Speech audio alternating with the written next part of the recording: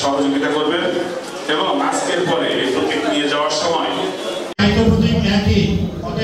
উপস্থিতি লাগবে। আমরা দুজনের উপস্থিতিতে ফয়সালা লাগবে, একজন আসলে হবে না। 6 নম্বর ওয়ার্ডে প্রতিদ্বন্দ্বী প্রার্থীর সংখ্যা 4 জন কেন্দ্র করে, যেটা অনাকাঙ্ক্ষিত অনভিপ্রেত এবং হোসেন ওনার চাহিদা প্রতীক মঞ্জুর হোসেনকে হবে। জনগণকে নিয়ে আপনার কাজ, জনগণ যদি আপনাকে মনে করে যে, কিন্তু আমরা তো দেখবো দৃশ্যমানটাও আপনারা তো করতে পারেন। রূপগঞ্জবাসী, কাঞ্চনবাসী নির্বাচন কমিশনে কিছু বিধির কথা বলে নেই। আপনার আশেপাশে বসে সমস্যা কি হতো? কেন দুইজন বিভিন্ন জায়গায় দেখেন না দেশে পাশাপাশি দুইজন মতো? আপনারা মনে হয় জানেন না, খুব বেশি দূরে না, আপনাদের কাছের একটা উদাহরণ দেই।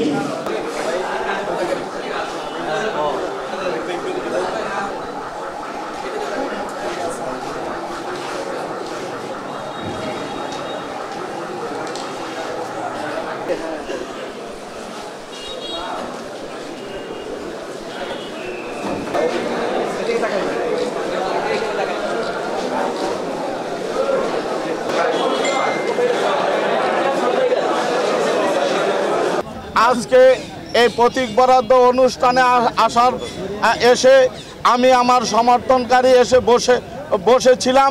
আরেকটি পক্ষ মেয়র ক্যান্ডিডেট নিজে আমাদের উপরে হামলা চালিয়েছে। আমি প্রিন্ট এবং ইলেকট্রনিক মিডিয়ার ভাইদেরকে বলবো, আপনারা যে এটা সূক্ষ্মভাবে দেখেন এবং প্রশাসনের মাধ্যমে যেন এটার সঠিক বিচার হয়। এটা আচরণবিধি লঙ্ঘন হয়েছে কিনা আমি প্রিন্ট এবং ইলেকট্রনিক মিডিয়ার মাধ্যমে আমি রিটার্নিং অফিসার এবং পুলিশ প্রশাসনকে বলবো, আপনারা তদন্ত করে দেখে আমার যদি দোষ হয় আমাকে জবাবদিহিতার কাঠগড়ায় দাঁড়া করাবেন। নয়তো আমার প্রতিপক্ষ কেন অহেতুক হামলা চালালো তার সুষ্ঠু তদন্ত করে বিচারের দাবি আমি জানাচ্ছি। এই তো একটু ধাক্কাধাক্কি হয়েছে, বিশেষ তেমন কিছু হয়নি। অবশ্য যেখানে মেয়ররা বসার কথা সেখানে আইসা রিফিউজি বসে রয়েছে। আমি বললাম যে প্রার্থী বসুক, তোমরা চেয়ার ছাড়ো না, তারা চেয়ার ছাড়বে না। এই নিয়ে একটু ধাক্কাধাক্কি হয়েছে আর কি। তো রিফিউজির মতো ব্যবহার করবে, এটাই স্বাভাবিক। হ্যাঁ, যাই হোক, তেমন কিছু হয় নাই। তো আমরা চেষ্টা করব আচরণবিধি মেনে চলার জন্য।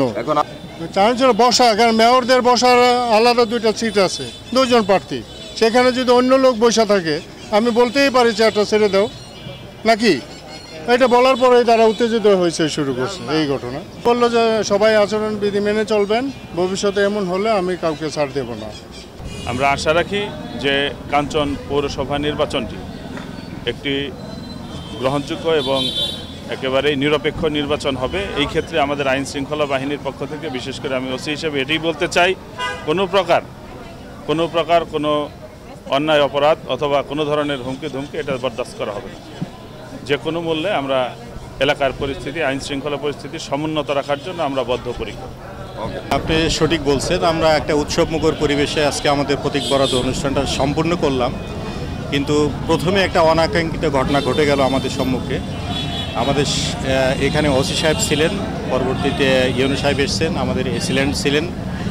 আমরা চেষ্টা করেছি তাদেরকে নিবৃত্ত করার জন্য। যেহেতু এটা আমাদের সম্মুখে ঘটেছে এবং প্রারম্ভিক অবস্থায় আছে, আমরা তাদেরকে সতর্ক করে দিয়েছি এবং পরবর্তীতে যদি তারপরেও ওনারা করে আমরা কঠোর হস্তে দমন করব এবং নির্বাচনী আইন বিধি যথাযথভাবে প্রয়োগ করব।